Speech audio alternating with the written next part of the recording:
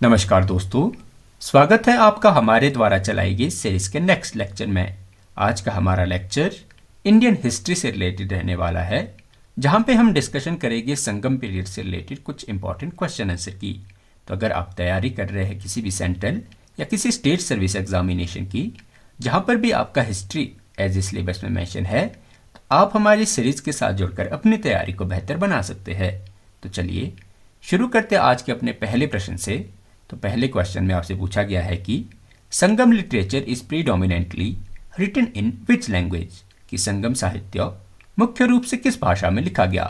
तो अगर बात की जाए हमारे पास संगम लिटरेचर की, बात की जाए संगम टाइम पीरियड हमें देखने को मिल जाता है 300 BC से 300 CE के बीच, मतलब 300 BC से हमें 300 CE के टाइम पीरियड का जो हमें यह संगम पीरियड का टाइम पीरियड आपको देखने को मिल जाएगा।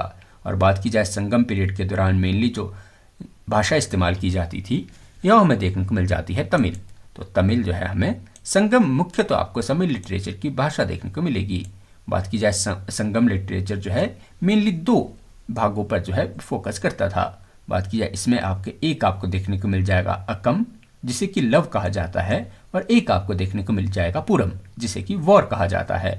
तो संगम साहित्य लिखा गया, उसमें मेनली आपको दो थीम देखने को मिलेंगे, एक अकम और एक देखने को मिलेगा पुरम, मतलब लव और वॉर की थीम पर जो है ये संगम साहित्य लिखे गए थे।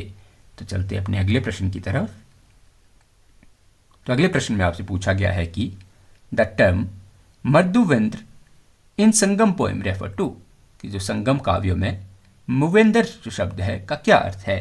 तो अगर बात की जाए हमारे पास संगम लिटरेचर में जो शब्द मुवेंद्र शब्द इस्तेमाल किया गया है, तो इसका अर्थ आपको देखने को मिलेगा 3 चीफ्स, मतलब 3 सरदार, जो कि आपको चोल, चेर और पांड्य के जो आपको देखने को मिल जाएंगे।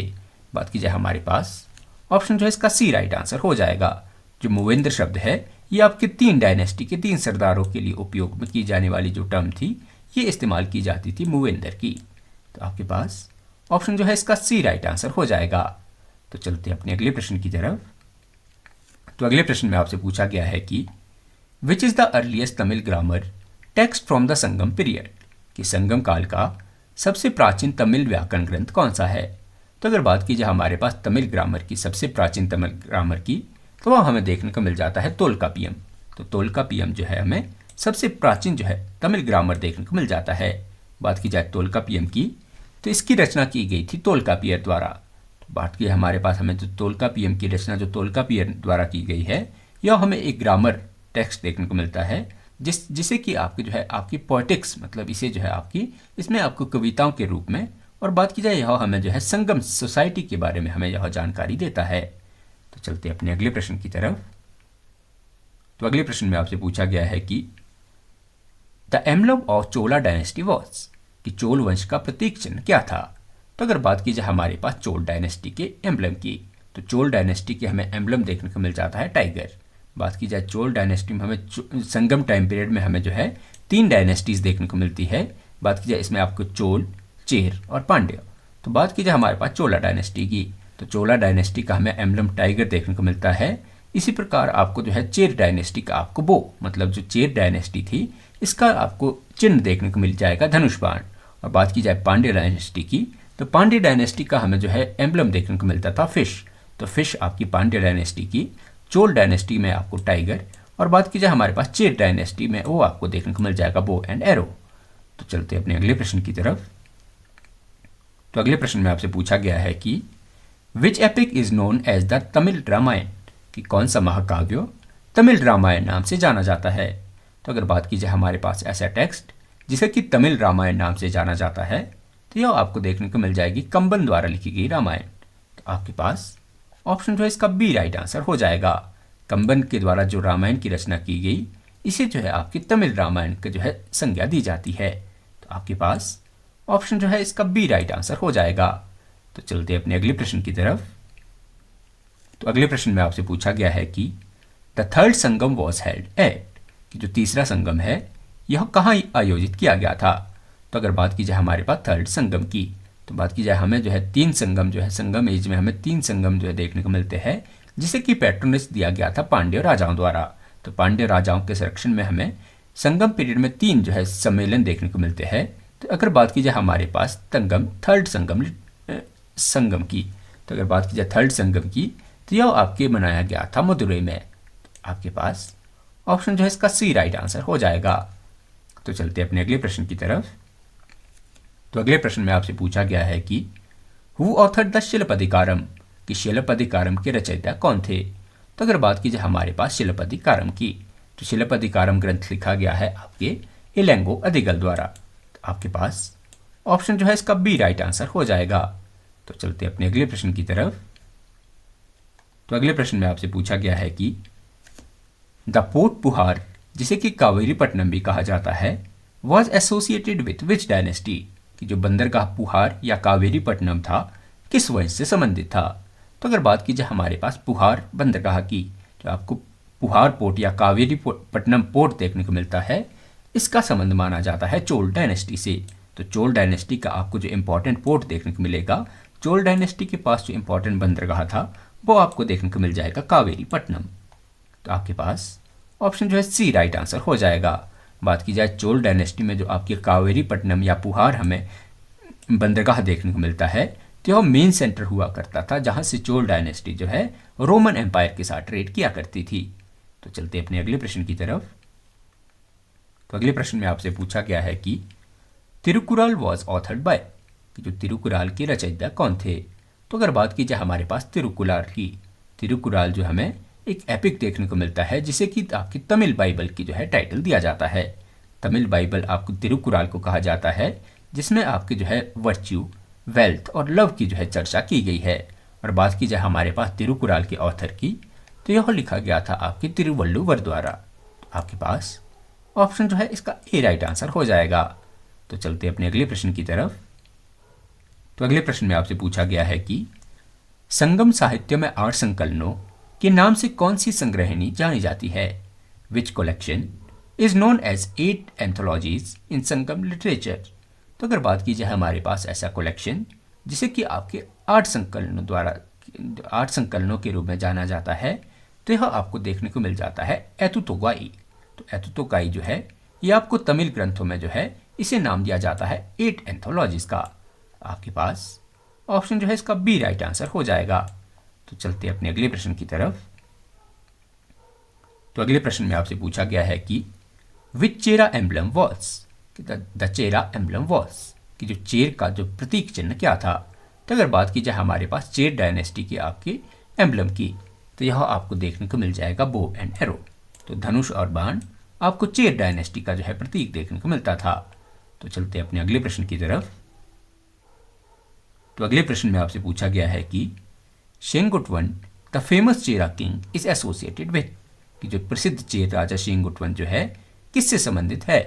तो अगर बात की जाए हमारे पास चेर किंग शेंगुटवन की, तो हमें सबसे इंपॉर्टेंट चेर किंग हमें शेंगुटवन देखने को मिल जाते हैं। और बात की जाए इनका संबंध हमें देखने को मिल जाता है पत्नी कल्ट से। तो इनके द्वारा जो कल्ट की शुरुआत की गई थी, तो यह आपको देखने को मिल जाएगा पत्नी कल्ट। तो आपके पास ऑप्शन जो है इसका ए राइट आंसर हो जाएगा। तो चलते अपने अगले प्रश्न की तरफ।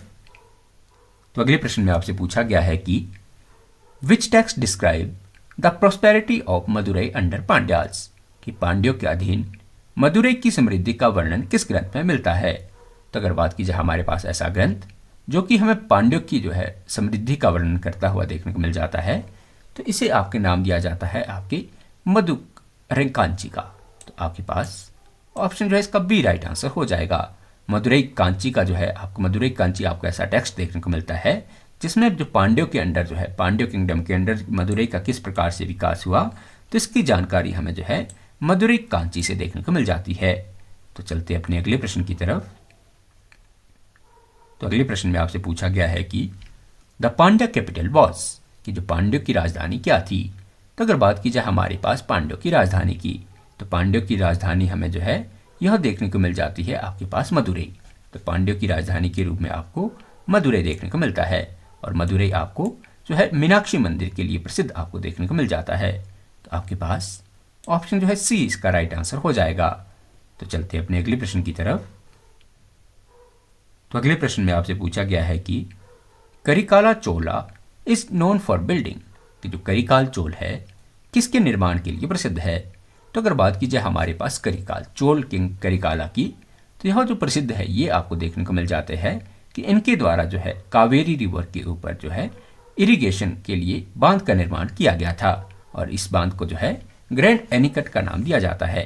ग्रैंड एनीकट या कल्लानाई बांध का निर्माण चोल किंग करिकाला के द्वारा किया गया था। तो आपके पास ऑप्शन जो है ए इसका राइट आंसर हो जाएगा। तो चलते अपने अगले प्रश्न की तरफ। तो अगले प्रश्न में आपसे पूछा गया है कि इन संगम सोसाइटी अराराज रेफर्स टू, कि संगम समाज में अरासर क्या थे।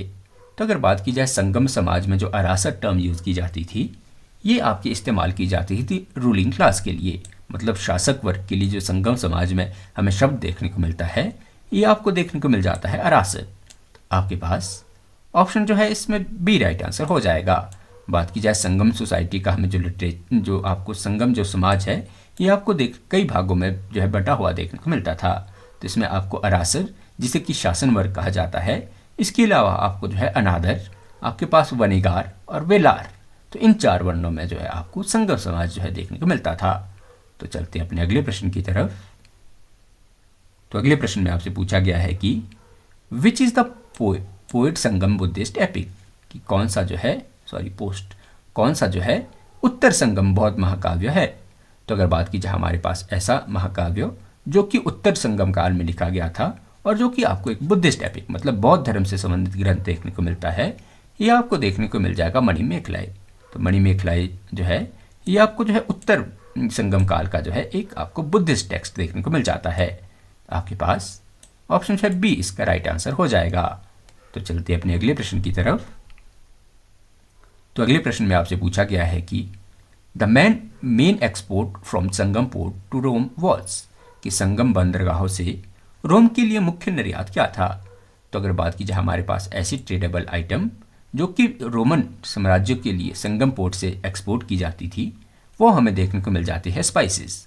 तो रोमन मार्केट में स्पाइसेस की अधिक मांग होने के कारण स्पाइसेस और काली मिर्च की अधिक मांग होने के कारण जो है, जिसे कि देखिए जो रोमन साम्राज्य है, रोमन साम्राज्यों के में जो आपके भारतीय काली मिर्च के लिए यवन प्रिय शब्द का इस्तेमाल किया जाता था, और इसी कारण जो है संगम बंदरगाहों से जो है स्पाइसेस और काली मिर्च के ट्रेड के लिए जो है रोमन बंदरगाहों के लिए मेन आइटम यह एक्सपोर्ट की आपको देखने को मिल जाएगी।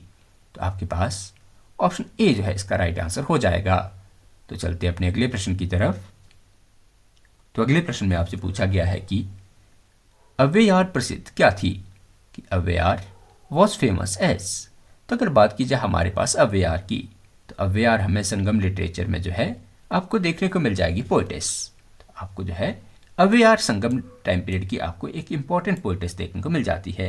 और बात की जाए इनके द्वारा जो है अथांटी कोडी जो आपके पास ये लिटरेचर जो है लिखा गया है, आपके पास ऑप्शन जो है इसका ए राइट आंसर हो जाएगा। तो चलते अपने नेक्स्ट क्वेश्चन की तरफ।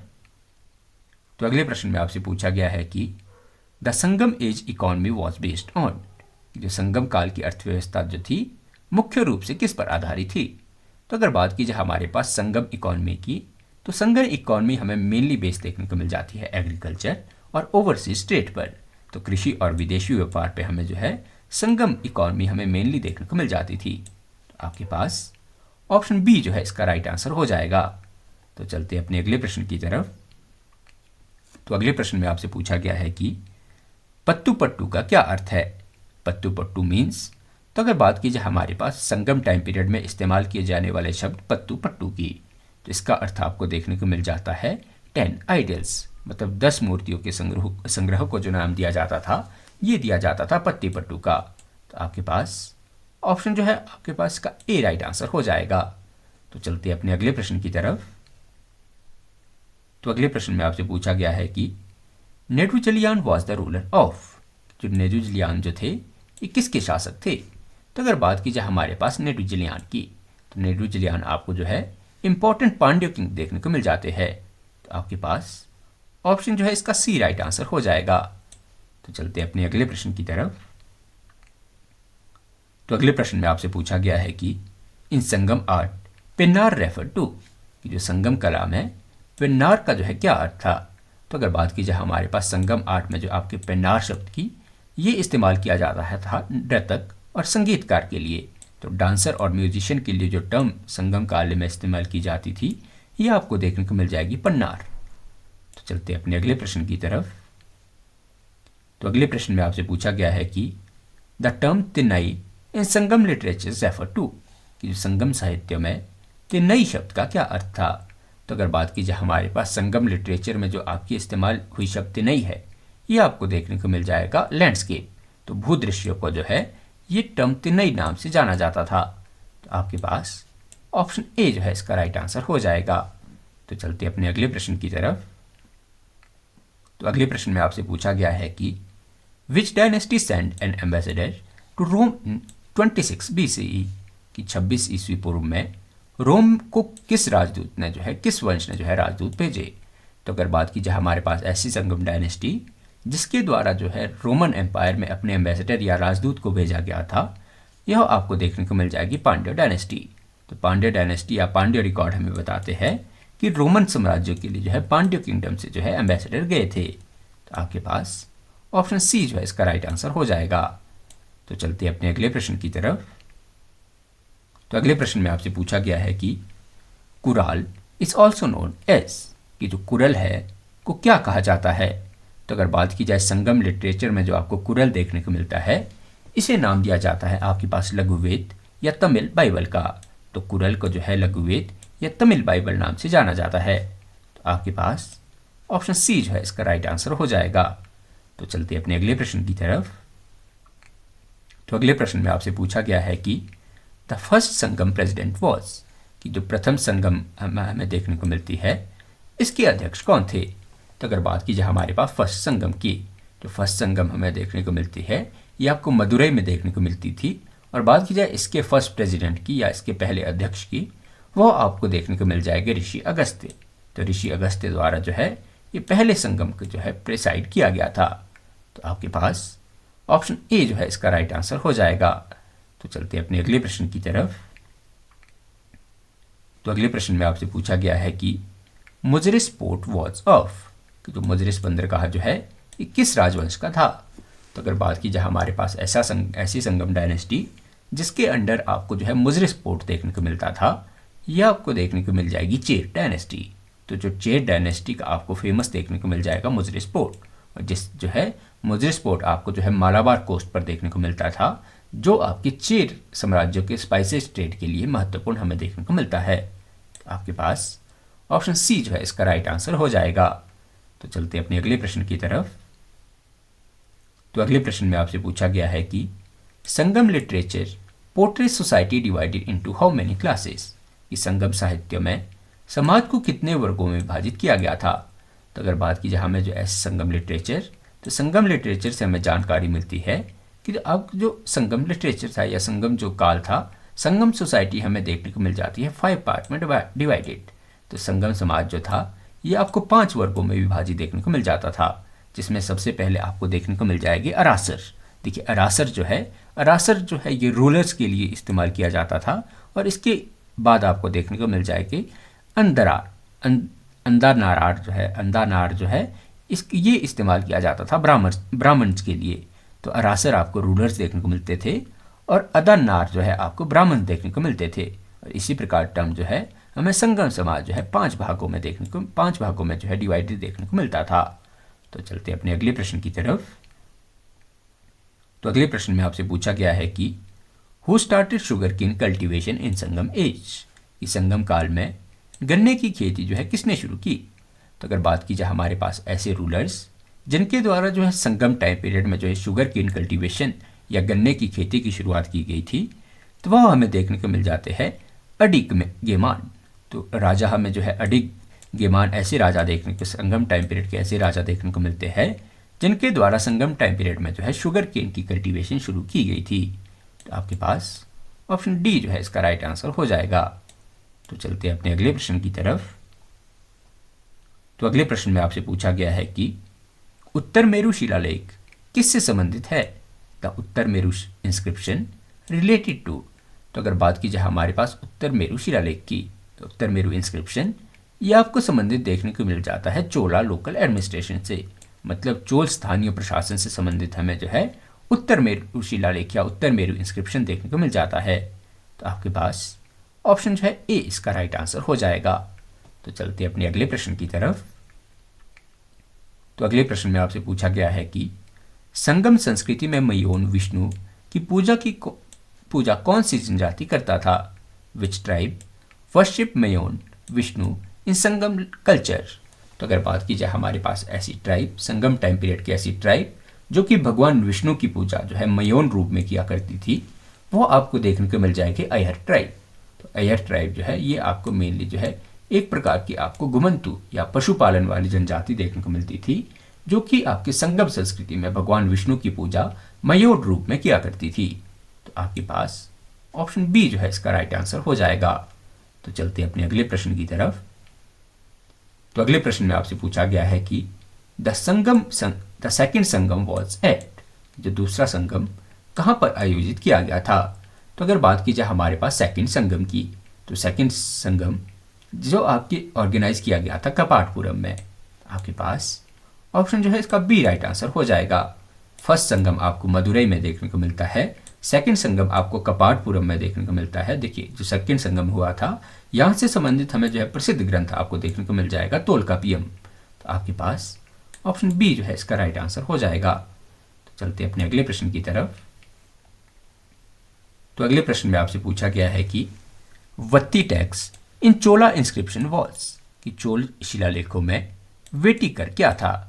तो अगर बात की जाए हमारे पास चोल इंस्क्रिप्शन में जो आपको मेंशन देखने को मिल जाता है वेटी टैक्स, तो ये आपको देखने को मिल जाता था फोर्स लेबर का प्रकार। तो जो संगम काल में जो आपके या चोल साम्राज्य में जो वेटी कर लिया जाता था, ये आपको एक प्रकार का जबरन श्रम देखने को मिलता था। तो आपके पास ऑप्शन बी जो है इसका राइट आंसर हो जाएगा। चलते अपने अगले प्रश्न की तरफ। तो अगले प्रश्न में आपसे पूछा गया है कि which is not a Sangam dynasty, कि निम्नलिखित में से कौन सा संगम वंश नहीं है? तो अगर बात की जाए हमारे पास इन डायनेस्टियों में, तो ये आपको देखिए चोल डायनेस्टी, चेर डायनेस्टी और पांड्य डायनेस्टी, तो ये हमें जो है संगम पीरियड की डायनेस्टीज देखने को मिलती है। बात की जाए पल्लव रूलर की, तो पल्लव रूलर जो हमें 6th सेंचुरी CE के बाद हमें देखने को मिलते हैं। तो आपके पास ऑप्शन डी जो है इसका राइट आंसर हो जाएगा। तो चलते अपने अगले प्रश्न की तरफ। तो अगले प्रश्न में आपसे पूछा गया है कि the third Sangam presided bye, जो तीसरे संगम का जो है अध्यक्ष कौन थे? तो अगर बात की जाए हमारे पास थर्ड संगम की, थर्ड संगम हमें देखने को मिल जाता है मदुरई में। तो तीसरे संगम को जो प्रिसाइड किया गया था या अध्यक्षता इसकी की गई थी, वो आपको देखने को मिल जाएगी नक्कियर। तो तीसरे संगम की अध्यक्षता ये नक्कियर द्वारा की गई थी, और इसकी जानकारी जो हमें जो है इथु कोल्हाई इंस्क्रिप्शन से देखने को मिल जाती है। आपके पास ऑप्शन बी जो है इसका राइट आंसर हो जाएगा। तो चलते अपने अगले प्रश्न की तरफ। अगले प्रश्न पर बढ़ने से पहले, तो अगर आप तैयारी कर रहे हैं अपने किसी भी सेंट्रल या किसी स्टेट सर्विस एग्जामिनेशन की, जहाँ पर भी आपका देखिए जो जनरल स्टडीज से रिलेटेड सब्जेक्ट, चाहे वो आपका हिस्ट्री हो, geography, polity, economy, static GK, general science, आपका हिंदी ग्रामर हो गया, इंग्लिश ग्रामर हो गया, यदि इनमें से कोई सब्जेक्ट आपके सिलेबस में मेंशन है, तो आप हमारी टेस्ट सीरीज़ के साथ जुड़कर अपनी तैयारी को बेहतर बना सकते हैं। बात की जाए हमारी द्वारा चलाई गई इस कॉम्प्रिहेंसिव टेस्ट सीरीज़ में आपको हर ईच सब्जेक्ट में, मतलब हर एक सब्जेक्ट से रिलेटेड इंपॉर्टेंट PDF का कलेक्शन दिया जाता है। और बात की जाए इसमें आपके हर सब्जेक्ट से related chapter wise important question answer, मान लीजिए आपके एक चैप्टर जो है इससे रिलेटेड आपके 70 से 80 क्वेश्चन जो है इस PDF में कंपाइल किए गए हैं। और बात की जाए हमारे द्वारा हिस्ट्री के अगर जितने भी आपके इंपॉर्टेंट चैप्टर हिस्ट्री में आपके हैं, तो इससे रिलेटेड हमारे हर टॉपिक से रिलेटेड आपके 50 से 60 क्वेश्चन आपके इंपॉर्टेंट देखने को मिल जाएंगे। और हर PDF में आपको 35 देखिए आपको 3500 से 4000 क्वेश्चन आपको हर PDF में जो है इंपॉर्टेंट चैप्टर से जो है कवर किया गया है। तो अगर आप जुड़ना चाहते हैं हमारी टेस्ट सीरीज़ के साथ, तो आप हमारे दिए गए व्हाट्सएप नंबरों से हमसे कॉन्टैक्ट कर सकते हैं। तो चलते अपने अगले प्रश्न की तरफ। तो अगले प्रश्न में आपसे पूछा गया है कि इन संगम लिटरेचर अकम डील्स विथ, कि जो संगम साहित्य में अकम किससे संबंधित है? तो अगर बात की जाए हमारे पास संगम साहित्यों में जो प्रयोग टर्म हुई है अकम, देखिए संगम साहित्य मेनली जो है दो टर्म मेनली आपको देखने को मिलेगी। और बात की जाए इसमें आपको अकम और पुरम, और बात की जाए अकम शब्द की, तो यह संबंधित था आपके लव एंड डोमेस्टिक लाइफ से। तो आपको जो प्रेम और पारिवारिक जीवन से संबंधित जो है अकम शब्द का प्रयोग किया जाता था। और बात की जाए वॉर और हीरोइज्म से संबंधित आपको जो है ये आपको पूरम टर्म देखने को मिलती थी। तो चलते अपने अगले प्रश्न की तरफ।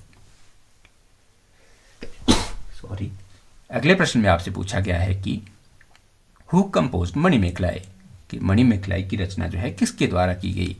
तो अगर बात की जाए हमारे पास मणिमेखलाई ग्रंथ के रचनाकार की, तो वह आपको देखने को मिल जाते हैं सतनार। तो सतनार द्वारा जो है ये मणिमेखलाई की रचना की गई थी। आपके पास ऑप्शन बी जो है इसका राइट आंसर हो जाएगा। तो चलते अपने अगले प्रश्न और आज के हमारी सीरीज के लास्ट क्वेश्चन की तरफ। तो अगले क्वेश्चन में आपसे पूछा गया है कि संगम एज लास्टेड अप्रॉक्सीमेटली, कि जो संगम काल लगभग कितने वर्षों तक चला। तो अगर बात की जाए हमारे पास संगम टाइम पीरियड की, संगम के टाइम पीरियड की, तो संगम एज का टाइम पीरियड हमें देखने को मिल जाता है 300 BC से 300 BC से इसका आपको टाइम पीरियड देखने को मिल जाता है 300 C तक। मतलब 300 कॉमन एरा तक आपको 300 BC से 300 कॉमन एरा तक इसका टाइम पीरियड आपको जो है 600 ईयर्स अप्रॉक्सीमेटली आपको देखने को मिल जाएगा। तो आपके पास ऑप्शन जो है इसका बी सी राइट आंसर हो जाएगा।